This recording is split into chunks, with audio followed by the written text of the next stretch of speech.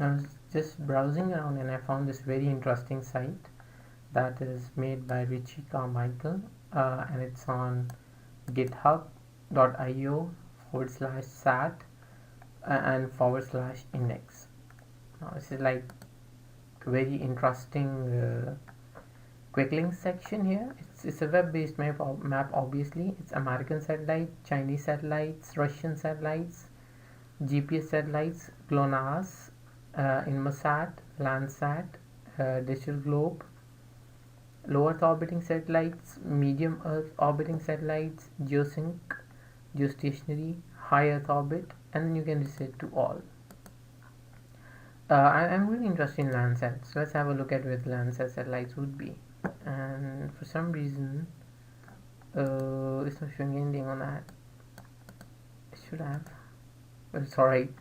It's probably not working or whatever that be. Anyhow, so I'll go and I'll reset all. This is how it looks like. You've got like all satellites from all around the world as to where they are, and if you see, it's like quite actually a lot of them. I wonder why I don't have a few of my own as of now. And if you click on a certain satellite, like you can actually click on them, it gives you some details on that, like the north. There's some NORAD. It's a Defense Research Corporation, and then there's obviously Space Research Association, COSPAR. Then the country abbreviation. You'll have to look through the abbreviation, but because for every country we don't know them. The orbital period, the inclination, the farthest distance, the closest distance from the Earth, the size. It's a small satellite. The launch, an arc orbit. You can see a day's orbit, and you can see a 1 week orbit, and that's like fascinating to be able to look at. And if you go even further down, that becomes even more interesting actually. If you have a look at the whole thing, yeah, seriously. And then what you could do is you could go back, whole thing clear up, and you can actually look for the launch period as to when they were launched, and according to that it's going to show you them in red. That's why when I was like working on that Landsat thing, I thought maybe, so it's like since then the satellites that had been launched, so it's the 50s, and then you can like go to the 60s, and then you get 20s, 2020 and all, or that they would be, and you get it till 2010 actually. And after 2010, that's quite a big number if you see. And I like to click on a satellite there. Wow.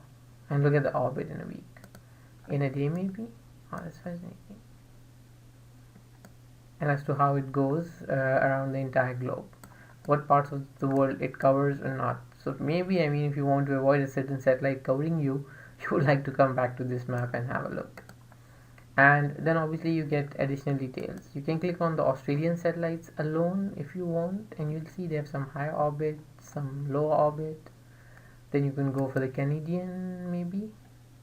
Then I don't know, yeah, the Chinese, a lot of them actually. The French, they're all scattered everywhere. I need to click on one of them and if I could find spot somewhere. And then you have the 1 week orbit. Oh, that's beautiful. It's more like a flower.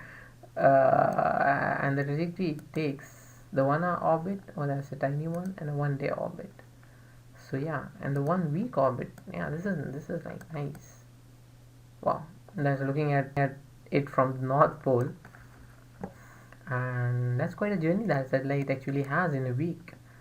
And then looking at it from the South Pole, that's great.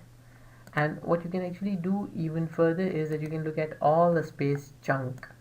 So the French space junk, or from all the world that the space junk is there, like their satellites, they either need to be destroyed or will be falling into towards the ground at a certain point, and then you have links on those satellites where you can actually get further information about them in a different browser. And this is a Delta 1RB satellite. There's an international code and everything that's available there. So that's a NORAD ID. That's a defense corporation. I said in US something like, I don't remember what it's an abbreviation for, and what's its current location. You can actually get that as well. I'll go back to this. The US satellites, well, they have a lot of them. And then you have this possibility of here that I saw that you could actually look at the GPS satellites as to where they are. And that's fascinating because that's some of the things that you and I and we all concern ourselves with on a regular basis. And there's one somewhere very low actually that I could see. Anyhow, let's have a look at their orbit. Now that's the kind of orbit that a GPS satellite has in a week. It's not as smooth as managing Google Earth is or working on Google Earth is, but that's quite interesting. And yeah, and that's the kind of orbit. Now have a look. It's like skipping some part, and it's like sort of a U-shaped orbit that it has. And you have like this is the Horn. This is Africa. This is the tip of Africa, Cape of Good Hope. This is the Horn Africa. This is the Middle East. And when you put it straight, it's actually trying to skip the North Pole. Oh, let's look at another one. Now this one is skipping the South Pole. Now this one has quite a journey actually, and then you can actually go and have a look at the further details on that satellite, its name, origin, and everything else that you would be keen on. So I'm sure that's going to be interesting for you to have a look at and probably get to know more about how satellites function or work. Good luck, guys.